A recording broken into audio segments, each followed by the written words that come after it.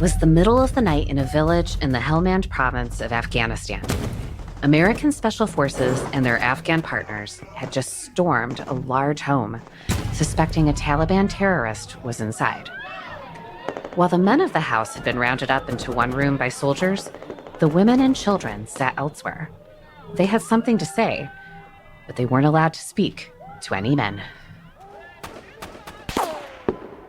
That's where the Female Tactical Platoon, or FTP, came in. And the global war on terror, especially in some of the cultures we went into where it was important to separate like men and women, the U.S. military realized really early that they would need to have partners and allies that could interact with female populations or be on target and take care of kids. And the Female Tactical Platoon Leaders was an incredible program that grew out of making sure that you could honor cultural requirements and traditions and still accomplish the mission. And so what ended up happening is there was groups of incredible women who would work as an extension often of special operations teams and help accomplish really complex missions with a degree of cultural nuance and flexibility that's really hard to overstate. These few dozen Afghan women served alongside Allied soldiers and officers and were some of the bravest people fighting the global war on terror. They conducted vital intelligence work and saved the lives of countless people, including many Americans.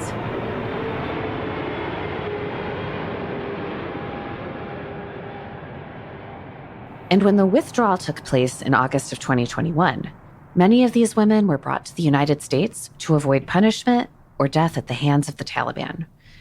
As they adjusted to their new country, they started looking for opportunity.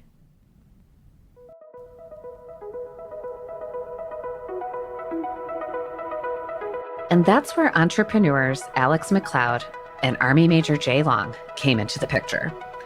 A married couple, Alex had experience starting social enterprise companies, and Jay had excelled in his years as an officer. Together, they had started an organization called Re-Up, the Refugee Upskilling Program, and were immediately blown away by the women of the FTP. Manaz Akbari is probably one of the most famous of the female tactical platoon leaders. I mean, she's just a boss. She is the best. And she went through the program. There were people who had served with her that also joined. And then there was also a subgroup of them that wanted to then become entrepreneurs and start businesses. But that's where the members of the FTP started hitting some major roadblocks. The US system is really unique and difficult to navigate if you've just arrived and you're looking to start a business, to get access to capital, to get a loan or funding from any lender. You need to have a credit history. Even the concept of a loan through the financial system was something that's a bit unique to the US. In Afghanistan, people don't trust the bank the same way that people in the US do. And that's kind of why we created Parlay, is because we said, okay, there are all these really skilled, really awesome people who definitely have the grit to be entrepreneurs, but who also may not have the background to understand what it takes to get to a yes. And we thought that was unfair. These are some of the most skilled, courageous, daring, committed partners that the US has ever had. Alex and Jay realized they needed to do more than just provide the women of the FTP with the appropriate skills. They set out to make it easier for talented refugees, as well as others, to receive important small business funding by creating a platform that lenders could use to streamline the process. It was a simple solution, but as we all know, that's only half the battle. In 2022, Alex McLeod and Major Jay Long created Parlay Protocol, an AI-assisted lending platform for financial institutions that streamlines the process of reviewing and approving small business loans. Like all startups, it's had its ups and downs, but it has the potential to make lives easier for millions of Americans. It's just the latest venture for this Army couple, who are tech and social enterprise innovators and always looking out for veterans. In today's episode, our hosts sit down with Alex and Jay to discuss the ins and outs of creating a startup company, how their military family history and early experiences have influenced who they are, and what to look for in a business partner and a spouse. I'm Carrie Varro Heikis, and this is Army Matters.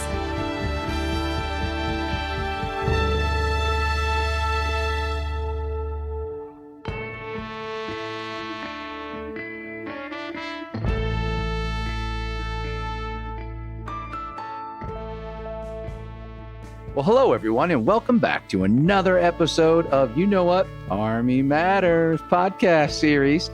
And I am your co-host, the 15th Sergeant Major of the Army, Sergeant Major of the Army, retired Dan Dailey. And I'm here with a very special person who I'm very fond of. Your best buddy, your best podcast buddy, Lieutenant General retired Leslie C. Smith, the 66th Inspector General of the United States Army. Dan. Yeah. Where are you today? You're in a beautiful part of the country. Where are you? Colorado Springs, Colorado. Nice. With our Pikes Peak chapter. Of AUSA, one of our best Of chapters, AUSA. right? Well, all of our chapters are good, but they're one of our good Oh, they're ones. all good. Yeah. Yeah. Be careful. You'll get one of the chapters mad at us. We'll get in trouble. You gotta get in trouble. I know. So, Les, if you and your wife, Renija, started the business together, what would it be? Miss Venedra, we've actually talked about it. She really wants a tropical smoothie franchise. That's very specific. Yeah. Wow. Yeah. Why? Why? Because she likes tropical smoothies.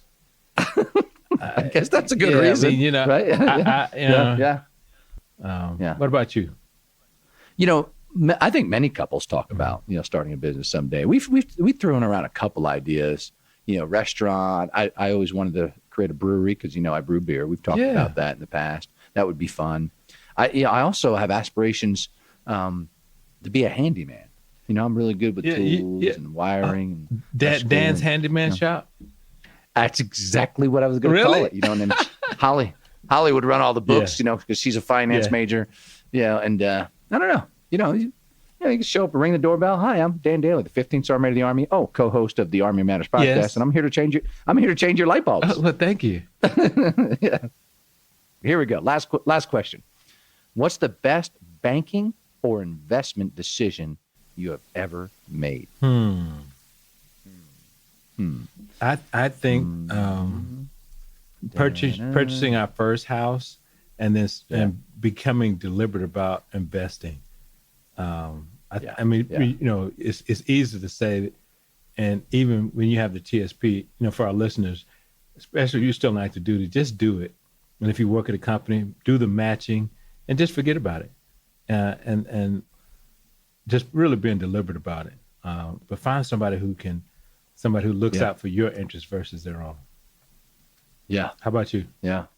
So this is an interesting story. I was at the Strategic Leaders Seminar, the first enlisted guy to ever go to that up at the Carlisle War College. So I'm an SLS fellow. I'm proud of that. And they had an elective, and this guy from the Federal Reserve was there to teach us about economics, right? And being the NCO, I was diligent in my studies. I went to the electives, and I was the only one that showed up. So I got like one-on-one advice about how interest rates work and how they vary them, and where mortgage rates come from. So I sat and listened to this guy and listened to him, and I started studying everything he taught me. And 30 days from the day we met, I watched the market. I refinanced my home, which led me to be able to cut a 30-year mortgage to 15, double down on my payments, and pay my house off in 4 years. All because I went to an elective at an Army school. So Dan, Yeah. are you going to be on CNBC? I'm looking forward to seeing you there, brother. Well, I appreciate being nice to me, but I don't think my knowledge is good enough for CNBC. But I do understand that the two individuals you sat down to talk with might be very apt at being on CNBC. That's right. Well, let's listen to your interview with Alex McLeod and Jay Long.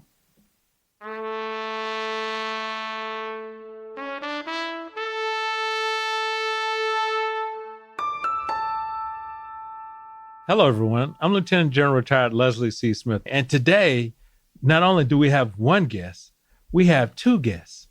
This is going to be a good discussion. So Alex and Jay, welcome to Army Matters. Thanks for having us. We're grateful to be here. Yeah. So let's start off with something fun. Now, you both are based in Virginia, but calling into this call from Austin. But I really want to talk about something special and near and dear to both of your hearts. Buffalo. So Jay, I understand you're from there. Yes. Yeah.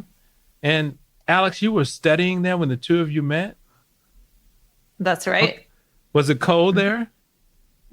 It was so cold. Was it so cold? It was so cold. I arrived about 3 weeks before something called Snowvember, which I think was it was a really good representation of what it means to live in Buffalo, because 7 feet of snow came in, which is a good welcome. Yeah. Interesting. So Alex, if you were the tourism person for the city, what would you do to sell people to come visit and live in Buffalo? Ooh, I would say you will never meet anyone with more heart than people from Buffalo. They are so kind. They are so nice. They will come dig you out of your driveway if it snows. You know, I came across from the UK to help build a social impact company. Mm-hmm. We were looking at different Rust Belt cities to stand up a tech manufacturing facility to upskill individuals who used to have jobs in manufacturing and then lost them.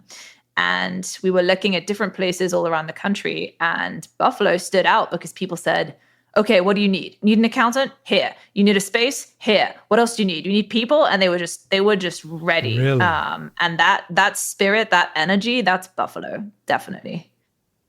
I think I'd add too, and I think one of the cool parts of Buffalo organically, and I don't know if it's our trajectory as a city, I don't know if it's the industries that were there, it's the Bills, is that the team sport vibe. Yeah, I mean, to your point on the Bills, like the things we care about, right, are team oriented. Families are close, communities are close. There's like this very much it takes a village vibe. And I'd say to your earlier question, like if you were selling a city, what would you highlight? You know, there's definitely a period in Buffalo's history where it's like the most powerful city in New York, Erie Canal, major distribution center for like central US. And then there was potentially like Empire Strikes Back style moment with some like the international trade considerations. But I think what we're seeing now is what you start looking for from a place to live is where you'd want to raise your family and the communities you want to be part of and where you'd want to spend time. And I think that's a space where Buffalo is disproportionately awesome. So my next question is for you also, Alex. So you're proficient in multiple languages. So can you say, come visit Buffalo in each of them? Now describe what the language is first and then say what it is. What you going to say? Okay, I'm going to do it in one language. So I was raised in France, so I speak French and have done since I was a little kid. Okay. Je parle français, yes. And because it's so close to Canada, I think that's the good one. So I would say, venez visiter Buffalo. Okay, yeah, that was quick. Alex, do you sounds cool? Yeah. Do you speak any other languages, sir?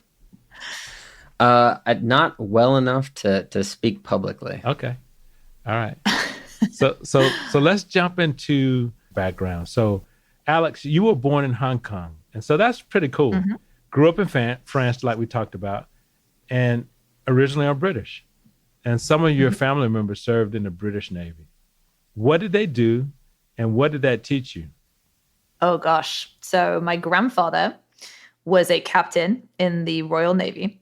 He served in the Second World War, and he was actually taken prisoner of war for 5 years. Really? Yes. So he wrote a very intense book called Never Forget Nor Forgive about that time that he spent in a concentration camp.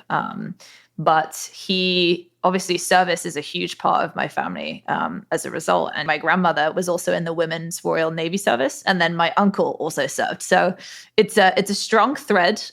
Jay and I have had to, reconcile that technically from a family perspective, I'm a Navy person. And so how does, which side, do we support during the Army-Navy football game? And still sometimes I go back and forth, but the service piece runs deep for sure. We have to talk about that because you can only support one team. That's right. So I'm just saying. Now, Jay, two of your grandparents also served in the military. Can you tell us a little bit more about them? My paternal grandfather was in the 101st during World War II. And so when I served as a platoon leader in my early time in the Army, was also in the 101st, which was like a really cool baton pass moment. He was an infantryman, an enlisted guy, which is cool. And then my maternal grandfather was a navigator in the Air Force during like the Cold War, Korean War era. And so I think very similar to Alex, service was always part of the community and always part of the conversation with family. and something that we're deeply grateful for. And then an uncle will also serve in the Army. So there's always like this theme and thread of service being really important. I have to shift to you being a West Point cadet. I understand that you got in trouble once or twice, maybe more, but that's the editor says only once and twice. So tell us about that. How many walking hours did you have? Now describe to our listeners, what are walking hours and how do you get those? Yeah, so I'd say one of the most positive experiences in my life actually was getting to study and grow up in the academy for a couple of reasons. One, like the emphasis on ownership is very real. And like it's hard to fake that, right? The academy does a really good job on that. Two, like the honor code component, thou shalt not lie, cheat, or steal, is also something that I think the academy inculcates in its graduates in a way that's really effective. However, you can uphold those and still potentially like move fast and break things, to use a startup term. And so I spent a lot of my time at the academy trying to see how to best achieve potentially non-traditional goals and objectives in a way that like made the most sense in terms of use of time, with perhaps not always making the most sense in terms of mitigating risk. And so at the academy, if you get in a little bit of trouble, you get a few hours. You get in a lot of trouble, you get more hours. If you have over 100, you're called a century man. And I crossed that substantially. So were you a double century man or were you just a century man? The stats seem to indicate pretty close to double century. Wow. I have to get the official transcripts to confirm. Okay. But what I'll note. Well, I mean, there's more to that story. Okay, yeah, come on, tell us. We want to know. Yeah, okay. So the 2 times I got hit with hours, there was heads of state that visited within a matter of weeks. And then, for those unfamiliar, like the academy has a tradition where if a head of state visits, they're able to grant amnesty for anyone who's dealing with any hours or infraction. So essentially like a clean slate. So twice I got hit intensely, twice I got wiped off. And then for a lot of the other ones, I was incredibly lucky and grateful to be on the judo team and boxing teams at West Point. Nice. And as part of being a competitive athlete, you're allowed to essentially have like a study hall experience. So I was able to use that time for those things. And I was substantially grateful. Okay, so in translation, you got over a little bit. It's okay. I mean, I didn't go to West Point, so I don't know. Yeah, but I was very grateful for how the dust settled on the few right to things. that. So we're going to talk about Parlay in a bit, but I think one of your first business ventures was about creating a program to help people out in Haiti after one of their earthquakes. Can you tell us a little bit more about that? Yeah. So when I was studying at university for my undergrad in Cambridge, in England, I met a team that had a family foundation out in Haiti that had been helping rebuild houses following the earthquake in 2011. And what they had realized was, hey, everyone is rebuilding houses. If we don't give people jobs or a path to employment so they can look after their families, it's a Band-Aid measure, right? Like it is, people need shelter, but also we need to give them more than just that. And they were exploring whether it was possible to build a venture that was for profit so that it could be more sustainable and not just a nonprofit that helped upskill women into jobs where they could build and assemble technology. So tablets and phones, things that would allow people to be connected, that would allow people to work, that would allow people to go back to school, right? All of this infrastructure was completely destroyed. And this team said, yes, we're going to do this. And I said, awesome. Have you built the business plan? And they said, no, we haven't. And I said, can I write it?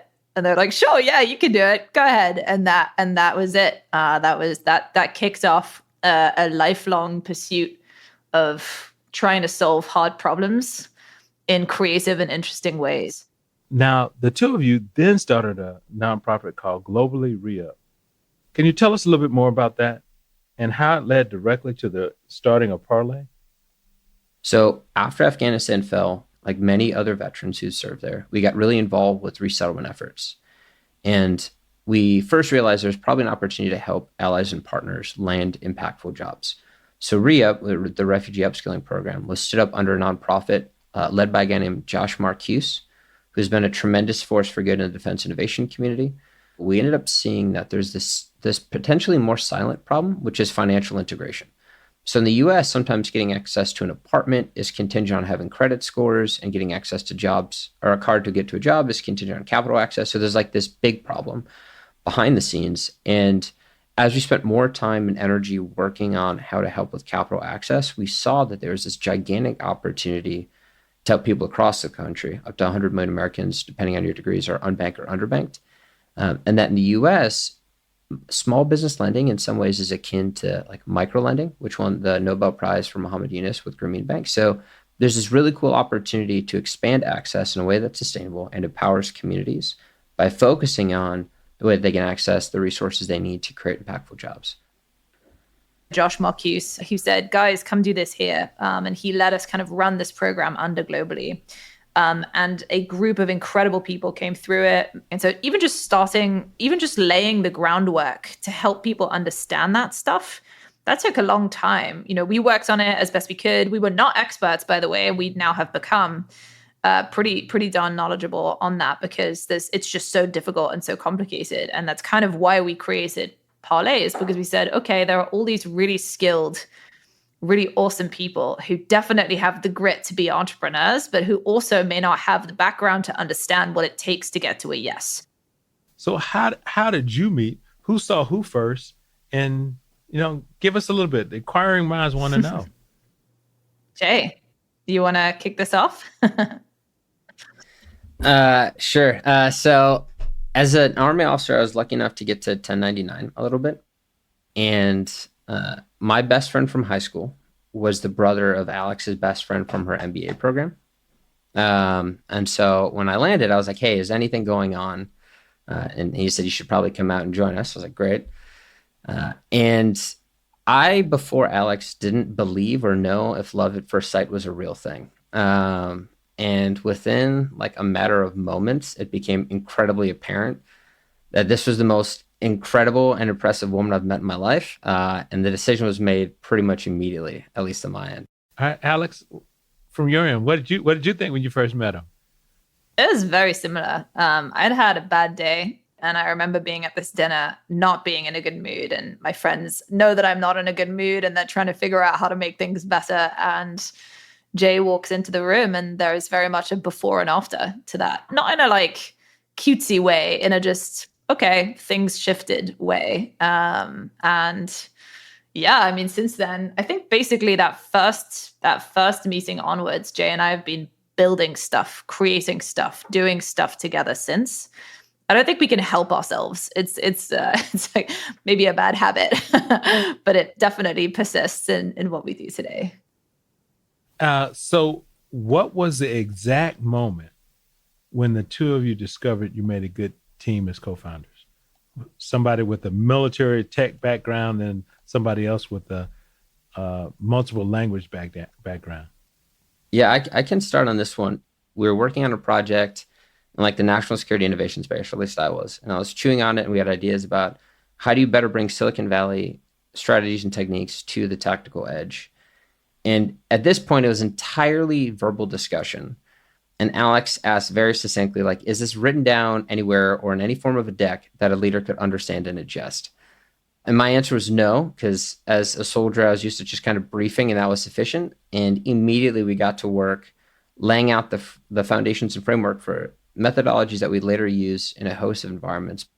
I think what Jay and I have, diversity of approach. Like Jay thinks very differently from the way that I think. We'll get to the same end venue or location, but we did not arrive there the same way. And Jay will challenge my thinking. I'm very result oriented. If I have a goal, it will happen. Fair warning to anyone who tries to get in the way. Whereas Jay is up and out, very divergent thinking. Hey, there's 1,000 ways we could get to this goal. Why did you pick these 5 or whatever? And I think the interplay between those two styles of work forces me to think more outside of the goal to make sure that we have the right goal, and forces him to think more practically about how that goal could become a reality. And sometimes people think, oh, if I'm going to be an entrepreneur, I need to be able to do it all. And that's a real fallacy, right? You can never learn how to do everything. But it is your job if you're gonna have a super skill, right? If you're really good at one thing and that's your thing that you're incredible at, you better find someone else who can balance you on the things that you're bad at, that they're exceptional at, or else you guys will you'll have blinders that prevent you from really achieving that long-term success. Yeah, there's two really famous investors in the Valley, Ben Horowitz and Mark Andreessen, and they famously have worked together for decades now. And there's a quote that's rough, like, they stick together because at least once a day, they like end up fighting over the way each other's thinking, but that positive sparring partner equivalent ends up challenging how they operate in a way that's super impactful.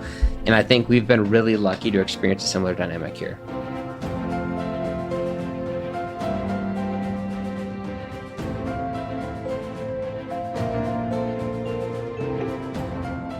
Join AUSA, the Army's premier professional association and host of the largest land power exposition in the United States. AUSA is open to everyone, including all ranks and components. So whether you have a relationship with the U.S. Army or simply want to honor those who serve, you can learn more online at ausa.org/join.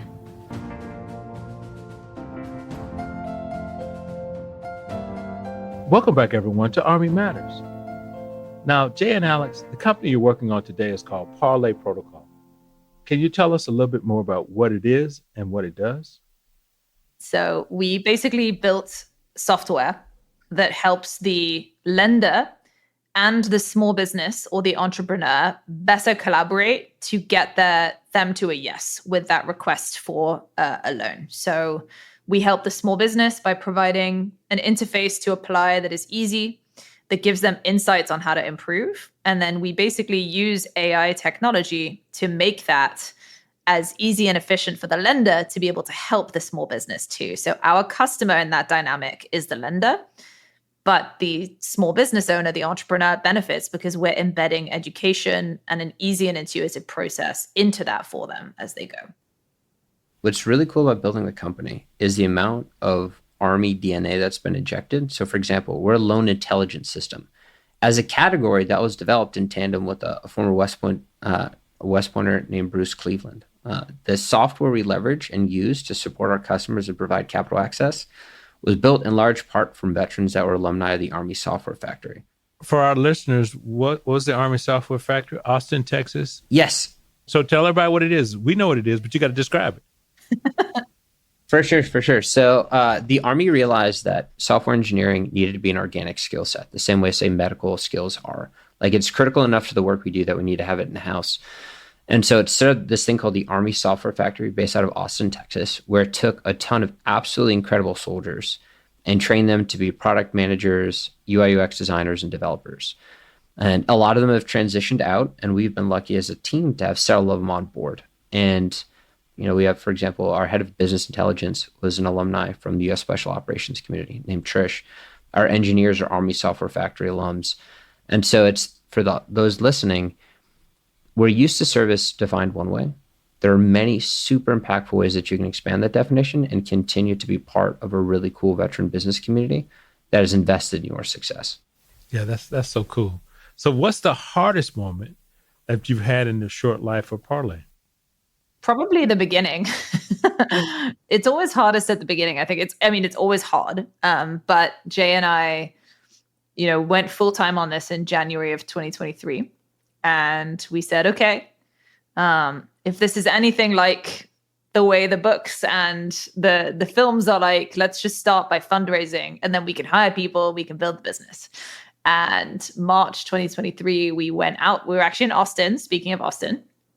We decided that we would start this fundraise with an idea on a PowerPoint 2 months in at South by Southwest. And we start to talk to some venture capitalists. We start to, solicit the ideas, get some feedback, et cetera. And that day, the Saturday of South by Southwest, Silicon Valley Bank collapsed. And every banker in America had a collective panic attack. And every bank in America had a collective reprioritization where they said, we can no longer care about lending. We have to care about deposits because we don't want to collapse either. And every venture capitalist that has ever backed a company like ours said, hey, this is a nice idea, but we need to go help our companies, our portfolio companies, because all of their money was at Silicon Valley Bank and that bank just collapsed. So we can't talk now, bye. And that was a harsh start. That was a hard one. I definitely had a cry in a cafe. I was like, this is going to be really difficult. Yeah, that was hard. I think the other thing that's worth remembering, and this is a lesson I had to learn, is as a founder, your job is to learn faster than the environment and then the market. Because we weren't from traditional banking backgrounds. Like I had stopped being on active duty status December 22. So it's like a very non-trivial context shift. Or all of a sudden, like you're not just battling tough macroeconomic environments or really tough banking environments, but you're having to not just understand an industry, but understand it better than the people in it, because they understood as well as you did, and they'd already built a solution. And you're doing that while racing against the fact that because we're a married team, you bet the mortgage on this working. Thankfully, I didn't know that that's what I was signing up for. Like, very gratefully, I just learned the immensity of what we're signed up for over the course of like several months, by which point we'd been lucky enough to make it to Techstars, which is a really big inflection. Parlay has been incredibly blessed over the last few years. You know, we had a seed round that closed this summer. We're growing really well, but I'd say year one and year two, for any like the veteran founders listening, you have to balance these really interesting poles, right? You have to be gritty enough to keep going and humble enough to listen. You have to know when to pivot and when to persevere. And nobody can tell you those things. Like there's no book that has the answer because you're building in a really unique context. So I think, you know, the analogy Alex and I sometimes use is it's like showing up at the gym and having drill instructors barking in your face, and you're not sure what exercise you should be doing when or how. You just know that a lot of people are yelling and you have to keep going for years. You're supposed to suddenly know how to do like Olympic lifting. You didn't get that memo. Like for me, it's some of like corporate finance was a thing like that. That was not an infantry skill. Same thing with marketing and complex sales operations. That was just like not a part of my personal professional development path. So can you share with us a moment you two disagreed about a fundamental part of Parlay? And Oh my God. Every hour, every day. every hour? Yeah. Yeah. So like, honestly, the sparring is real. Learning to fight as a team is important. Like there's a degree of light sparring on probably a multiple time a day basis. At the strategic level, one of the things we did very intentionally was I was smart enough to realize Alex had actual business experience. Like being a soldier may make you like proficient at leading, but when we got out, it was very clear that Alex was going to have the veto vote if we came to like a really tough fork in the road, because he just had so much more like knowledge and context. What's cool though is I don't know that that's ever really been necessary.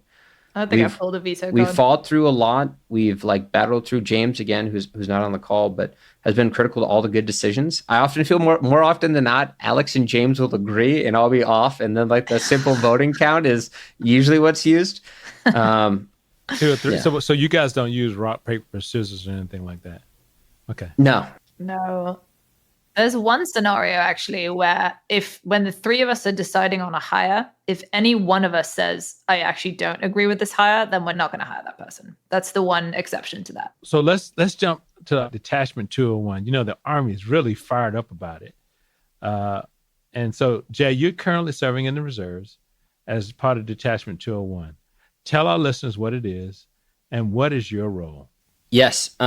So the military has done a lot of work over the last 20 years on accelerating digital transformation. And the first thing we focused on really extensively was, are we engaging enough with industry to accelerate transformation and innovation at the speed of what's necessary? And I think Dailey's done a really good job of building alignment with the Valley in a way that's super cool. The tech sector, I think, definitely understands the importance of working with the national security community. And I think you can see that Y Combinator had a company recently in that like built missiles. Like that was a first. You see billions flowing into venture capital. So in some ways, industry's there. And the next problem then becomes, okay, we have industry support, we have capital, we actually have alignment. The challenge then becomes the doing it. And the Army is a people business. From the moment you join, you recognize that your responsibility is to each other and the team. And so as a part of bringing on that talent, there's a recognition that we had to lean more into how we direct commission talent and who we're bringing in, because a lot of the skills we need, you can't train in the military. And so what the Chief of Staff of the Army and senior leaders in the Pentagon did was they said, hey, let's very intentionally and very mindfully bring in a small group of hand-selected leaders from industry whose world-class experience can ensure that we can best execute against the CSA and the Army and Secretary of the Army's strategic technology goals. And so we've been really lucky and grateful to have a bunch of incredible technologists raise their hand and do the training. And I was really lucky and fortunate to be able to serve as their commander. Nice. That's got to be interesting. So you're PTing them and they're making your head hurt.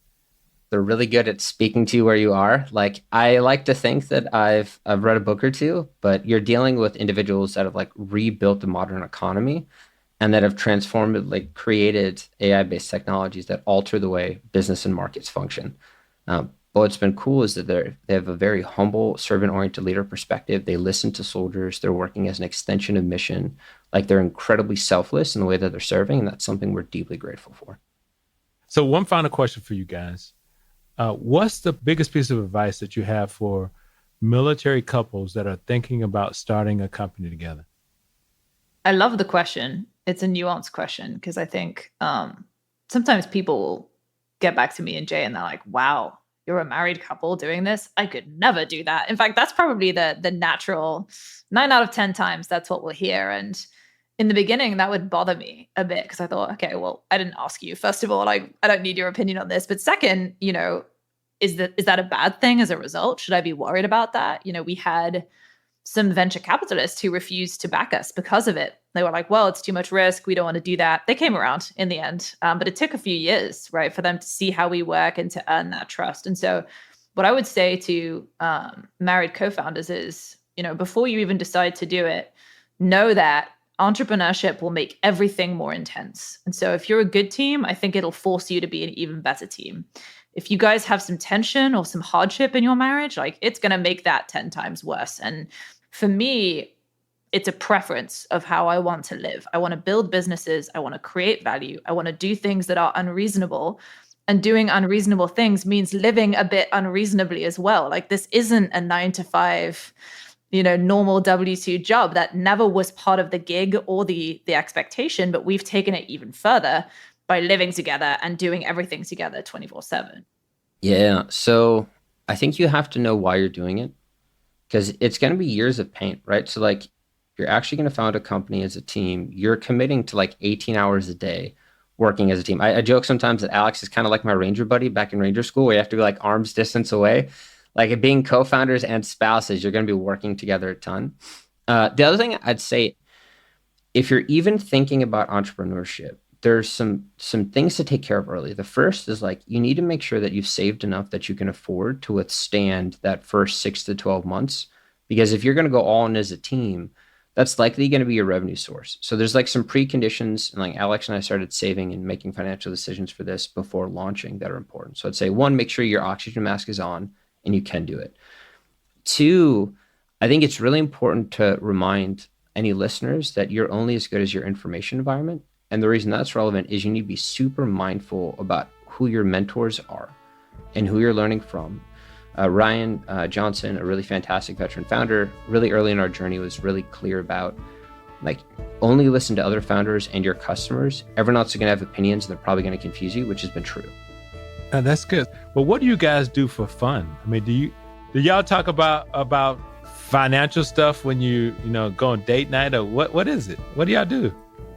Well, we like to do hard things for fun as well. So Jay and I are actually going next week on a trek in Nepal for 2 weeks called the Annapurna Circuit, which is about 100 miles of trekking. So hard things is the hobby, I'd say. Yeah. Yeah, we really appreciate you guys sharing that.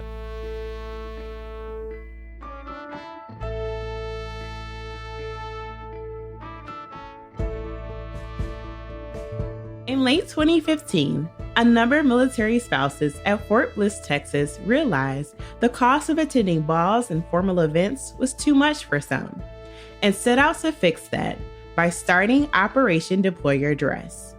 What started as a small one-day dress swap has expanded to 15 permanent locations across the country, 1 in Germany, and a large number of pop-ups, including annual ones in Hawaii, and even at AUSA's headquarters. Through the first decade of their existence, Operation Deploy Your Dress's all-volunteer force has been able to give out thousands of formal gowns and accessories to families at no cost. If you would like to donate a dress, volunteer, or simply find out more about the organization, please check out OperationDeployYourDress.org. That's OperationDeployYourDress.org. They would love to hear from you.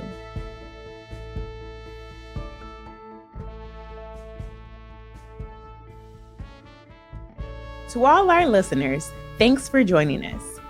AUSA's Army Matters podcast is brought to you by the Association of the United States Army, the U.S. Army's professional association, member-supported, Army-connected. Visit us at ausa.org for more information or to become a member. Your membership helps AUSA continue to carry out its mission, educate, inform, and connect with the total Army, our industry partners, and supporters of a strong national defense. Today's episode was hosted by Lieutenant General Retired Les Smith and SMA Retired Dan Dailey, and anchor hosted by Carrie Viral-Hackes. Anthony Del Call is the producer and writer, and Andy Bosnack is the associate producer and supervising sound editor. Ellen Toner is the content editor. Muzinga Curry is the executive producer, and the senior producers are Carrie Viral-Hackes and LaSharon Duncan.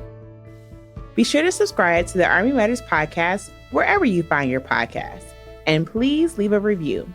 As you know, we love seeing stars in the Army, especially if it comes in the form of a 5-star review. AUSA's Army Matters podcast can also be heard on Reefs Across America Radio on Monday at 8 p.m. Eastern on the iHeartRadio app, the Odyssey app, and the TuneIn app with the search of the word REAP. For questions or to provide topic recommendations, email us at podcast@ausa.org. AUSA's Army Matters podcast primary purpose is to entertain.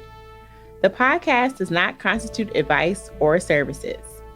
While guests are invited to listen, listeners, please note that you are not being provided professional advice from the podcast or the guest. The views and opinions of our guests do not necessarily reflect the views of AUSA. I'm LaSharon Duncan, hoping you have a great Army day. Hooah!